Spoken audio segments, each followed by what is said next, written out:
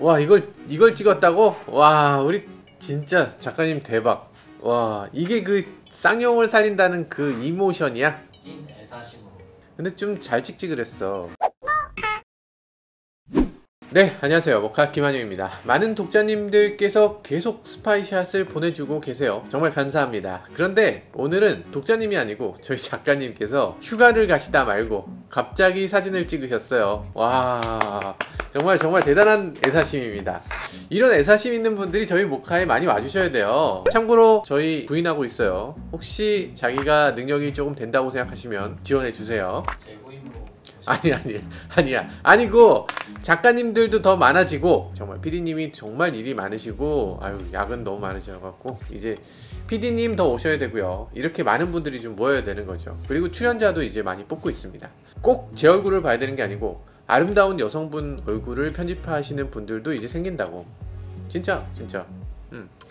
진짜요. 왜 못 믿는 표정이야. 아래쪽에 구인 링크 올려놓을 테니까요. 많은 지원 부탁드려요. 부인 얘기는 여기서 끝. 오늘은 저희 작가님이 찍어오신 스파이샷 하나 소개시켜 드리려고 합니다.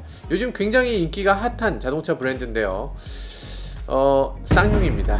쌍용 자동차. 뭐? 하셨을 것 같아요. 쌍용이 전기차를 뭔가 좀 안 어울리잖아요. 쌍용 하면 약간 전통적인 그런 자동차를 만드는 메이커 같은 느낌이 있고, 전기차 하면 뭔가 쌍용차하고는 하여간 안 어울리잖아. 그리고 또 그동안 뭐 하이브리드라도 내놨어야지. 하이브리드도 없는데 무슨 대뜸 전기차냐, 이럴 수도 있는데요. 결코 그렇지 않습니다.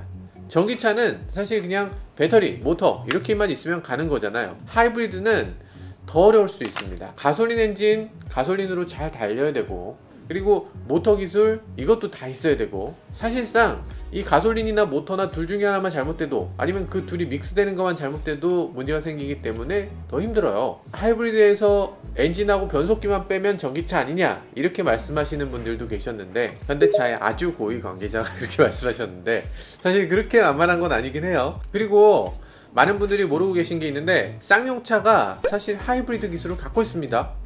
이게 시장에 내놓지 못했다 뿐이지 하이브리드를 만들기 위한 정부의 기술 자금도 받았어요. 한때 중국 상하이 자동차가 이 기술을 먹튀했다 해서 소송이 걸리기도 했고, 얼마 전에 소송 결과가 나오기도 했죠. 먹튀 아닌 걸로 결론이 났습니다. 우리 법원에서. 어지간하면 먹튀라고 했을 것 같은데 준자료가 너무 없어서 먹튀 아닌 걸로 나왔다고 합니다. 쌍용차가 하이브리드 기술 갖고는 있대요. 갖고는 있는데 아무튼 요때 준 거는 그렇게까지 많진 않았다, 이런 얘기인 것 같아요. 그죠? 기술이 있어. 쌍용차 화이팅!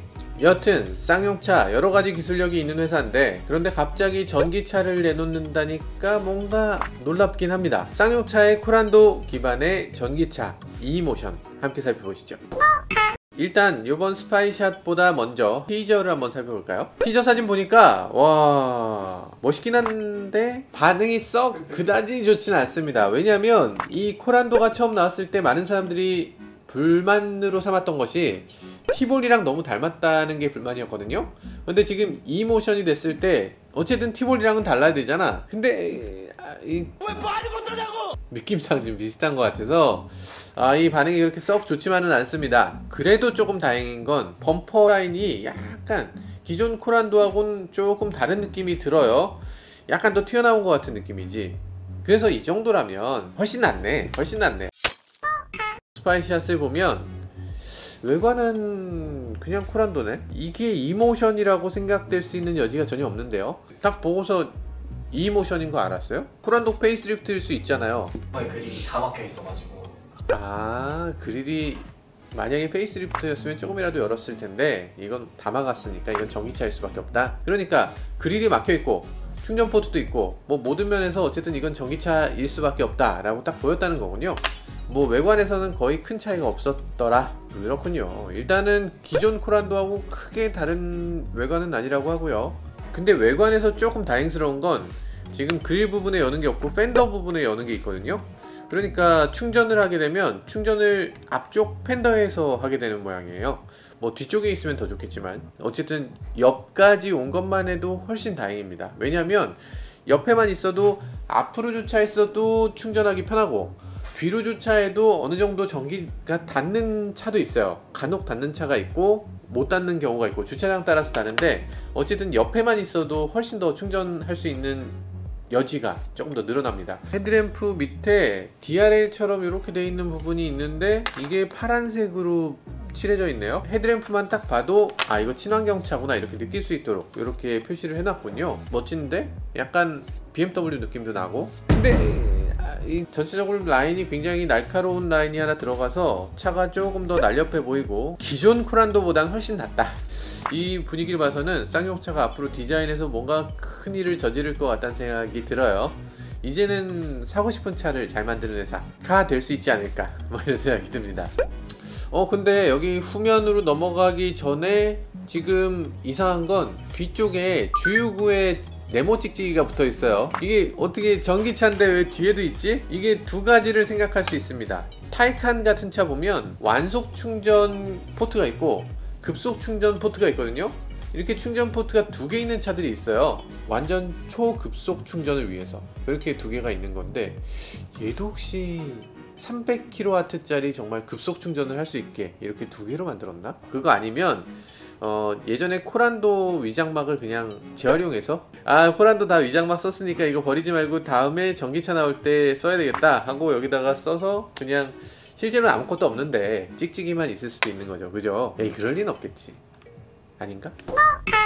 타이어가 좀 특이한 면이 있네요. 타이어에 지금 휠을 보면 17인치 휠이 껴져 있어요. 근데 타이어가 지금 2565 R17 코란도 일반 모델에 비해서 타이어가 약간 얇은 편이에요. 뭐 일반은 225니까 그래서 그거보다 좀 작은데 아마도 연비 위주의 전기차라서 그런 건가 하는 생각이 들긴 하는데 개인적으로는 좀 타이어를 전기차일수록 약간 주행 거리보다는 안전성 위주로, 왜냐면 차가 더 무거워지기 때문에 이 무게를 지탱하고, 전기차는 반드시 출발할 때 토크가 너무 세서 차가 바퀴가 미끄러지거나 이런 일들이 생기는데 타이어를 넓게 해주는 게 필요하지 않았나 이런 생각이 드는데 좀 아쉽지만 오히려 얇게 했어요. 이렇게 얇게 하면 좋은 점은 같은 배터리를 갖고 더 멀리 갈 수 있다는 거, 이런 장점이 있으니까.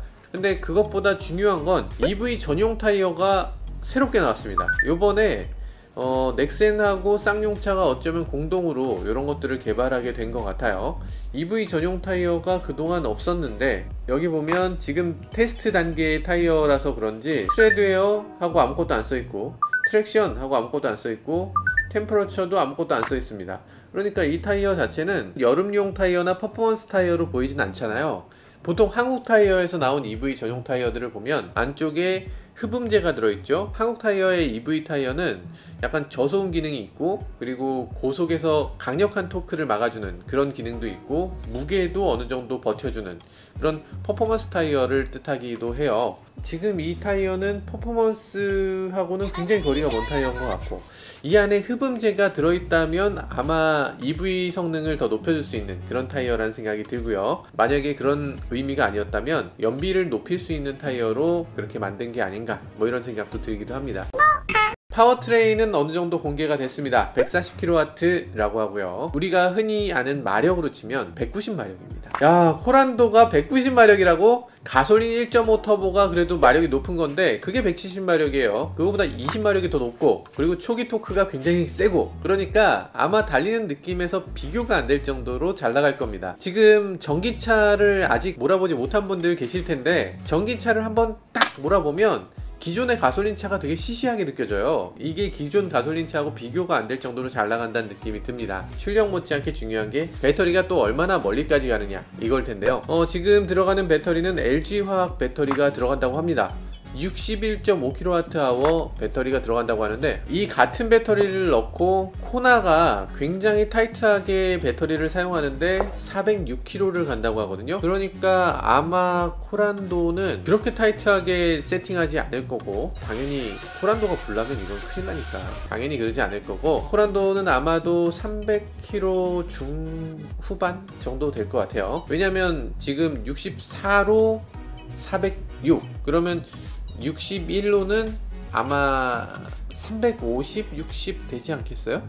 대충 그 정도에서 맞출 것 같습니다. 자, 어쨌든 지금 봤을 때 배터리 한번 충전으로 350, 60 가면 괜찮은 건가? 당연히 괜찮습니다. 여러분들이 기름을 한번 충전하면 며칠 쓰세요? 그날 다 쓸 수 있어요? 그날 다 못 쓰는 거고, 보통 배터리 충전을 휘발유하고 비슷하게 생각하시는 분들 많은데 시마다 100%에서 출발을 하거나 아니면 이 차를 어딘가에다가 주차를 해서 뭐 호텔이라든지 뭐 회사라든지 뭐 기타 등등 목적지에 주차해서 100%가 된 상태로 온다. 대부분 그렇기 때문에 한 350km를 넘으면 그냥 다 쓸만한 차 이렇게 보시는 게 맞을 거예요. 꼭 그런 것만은 아니죠. 겨울철에 배터리 용량이 팍팍팍 줄어드는 차들이 있습니다. 뭐 테슬라 모델 3도 꽤 많이 줄어드는 거고 뭐 메르세데스 벤츠 EQC 이런 차들 엄청나게 떨어집니다. 이런 것들 보면 배터리 용량이 겨울철엔 거의 절반밖에 못 쓰는 경우가 있는데 그렇게 되면 사실 이거 큰 문제죠. 350km의 절반이면 180km잖아요. 180km밖에 안 되니까 탈만한데 그래도 조금 아슬아슬하죠. 겨울철에도 장거리를 어느 정도 주행 가능하게 하려면 히트펌프를 설치하는 게 거의 필수적인데 펌프 들어있다고 해요. 뭐 아마 옵션으로 뺄 수는 있을 것 같은데 어쨌든 기본은 들어있다 라고 보시면 될 것 같습니다. 히트펌프 옵션이 한 100만원 넘을 테니까 그런 거 나는 꼭 필요하지 않다 라고 하는 분들만 빼시면 될 것 같고 뭐 어지간한 분들은 넣는 게 조금 더 유리할 것 같긴 합니다. 그리고 파워트레인에서 특이한 점이 하나 있는데요. 쌍용차 하면 SUV잖아요. 쌍용차 하면 또 뭐죠? 사륜구동입니다.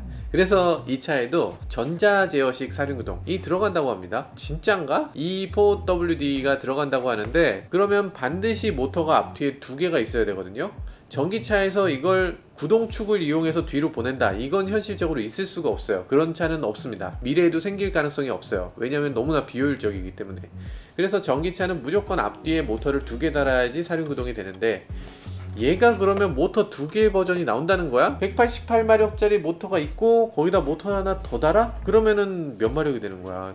뭔가 좀 믿기 어려운 얘기들이 많이 나오고 있어요. 이게 쌍용차니까 루머가 왠지 사실처럼 받아들여지기도 하고 그리고 쌍용차 사륜구동 넣어주세요. 예, 인간적으로 사륜구동 넣어줘야지 쌍용차지. 그리고 무게도 가볍다고 합니다. 1800kg 남짓이라고 하는데요. 이 정도라면 그냥 운동 성능에서 일반 모델하고 큰 차이가 없겠구나 이렇게 느껴지기도 합니다. 뭐 그러기 위해서 여러가지 경량화 노력을 기울였다고 하는데요. 뭐 알루미늄 파츠를 많이 사용했다고 해요. 특히 뭐 보닛 후드라든지 이런 것들도 알루미늄으로 바꿨다고 하는데 이게 실제로 어떤 식으로 영향을 미치게 될지 주행 감각에서 개선점이 있는지 이런 것들도 나중에 살펴볼 수 있을 것 같습니다. 그리고 사실 쌍용차가 알게 모르게 전자장비 도입에 굉장히 신경을 많이 썼거든요. 이번에도 저희가 영상으로 올렸지만 뭐 어댑티브 크루즈라든지 차선 중앙 유지 장치라든지 후측방 경보 그리고 후측방 추돌 방지 이런 것들도 다 달려 있고요. 그리고 그런 것들은 뭐 다른 경쟁사 다 갖고 있지만 오디오 스트리밍 서비스를 지원을 합니다. 네이버 클로버 오디오 스피커를 갖고 있어서 그래서 네이버 클로버처럼 말로 그냥 최신곡 틀어줘 라든가 빌보드 탑 100에 올라가 있는 BTS 노래 틀어줘 뭐 이런 것들 된다고요. 김한용이 누구야 하면 이거 답해줍니다. 김한용이 누구야? 2016년에 사망한 네, 그리고 중요한 것이 있죠. 전기차를 구매할 땐 반드시 보조금을 받을 수 있어야 할 텐데요. 보조금을 받기 위해서 환경부 인증을 꼭 받아야 됩니다. 코란도 이모션 당장 내년에 나와야 되잖아요. 내년 상반기에 나오거든요. 그러면 지금쯤에는 반드시 보조금 신청이 들어갔어야 되는데 아직 신청을 안 했어요. 이거를 신청하고 인증까지 받아야 소비자들이 여기서 보조금을 신청할 수가 있거든요. 이게 왜 아직 안 됐을까 하는 의아함이 있습니다. 이게 살짝 걱정스러운 게 이 보조금 평가할 때 1회 충전 주행 거리가 얼마나 되느냐, 그리고 최대 등판 능력은 얼마나 되느냐, 뭐 자동차 운영 환경은 어떤 곳에서 가능하냐, 뭐 충전 속도는 어떠냐, 그리고 겨울철 여름철에 이 변동폭은 어느 정도 되느냐, 뭐 이런 것들을 종합적으로 평가하거든요. 무려 12가지 평가가 있어야 돼요. 근데 그런 것들 중에서 몇 가지가 지금 잘 안 되고 있는 게 아닌가 이런 생각이 들기도 합니다. 잘 되고 있으면 바로 신청해서 바로 받았겠지.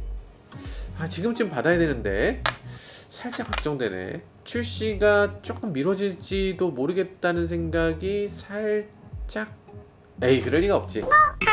네, 때마침 쌍용차가 또 이런 기사를 내놓기도 했습니다. 쌍용차가 국토교통부로부터 코란도 기반의 자율주행 자동차를 레벨 3로 운전자가 아무 짓도 안 해도 알아서 핸들을 꺾고 알아서 가고 서고 하는 이런 허가를 추가로 취득했다고 합니다. 이제 2017년에 티볼리 에어 기반으로 자율주행차를 만들겠다 이렇게 했던 기억이 있어요.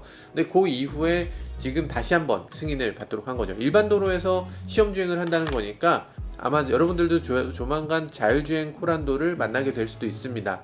그러면 당연히 전기차로 하는 게 조금 더 유리하긴 하겠죠. 자율주행이라면. 쌍용이 갑자기 테슬라가 되느냐? 그러네. 전기차의 자율주행에 테슬라 능가할 수도 있지. 쌍용차는 작은 회사니까 이 방향성을 확 틀어서 우린 내일부터 전기차만 만듭니다 이렇게 할 수 있는 거예요. 그런데 큰 회사 현대자동차가 그 많은 사람들을 놔두고 우린 내일부터 전기차만 만듭니다 이러면 회사 망해. 그건 있을 수가 없어요. 네, 쌍용차 이제 곧 코란도 e모션을 출시할 텐데요. e모션 출시에서 그치는 게 아니죠. 당연히 배터리, 모터 이런 것들을 아주 잘 수급을 해야지만 이 차를 꾸준히 생산할 수 있을 거고요. 정말 꾸준히 잘 만들어낼 수 있을지 그런 것도 기대가 큽니다. 지금 쌍용차가 렉스턴으로 좀 물이 들어왔다고 해야 되잖아요. 지금 이렇게 물 들어왔을 때 빠르게 노를 저어서 앞으로 쭉쭉 나아갈 수 있기를 기대하겠습니다. 지금까지 저는 모카 김한용이었습니다. 감사합니다. Moker.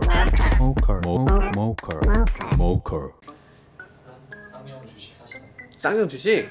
잠깐만, 쌍용 주식 어떻게 돼가고 있니? 쌍용차 주식 이게 현대차 주식 이게 하나를 사야 된다 그러면은 테슬라 사야 되는 거 아니냐? 테슬라 주식 그냥 마음이 편안하네. 그냥 쌍용차를 응원하지만 주식은 테슬라 주식을 산다 이런 거지.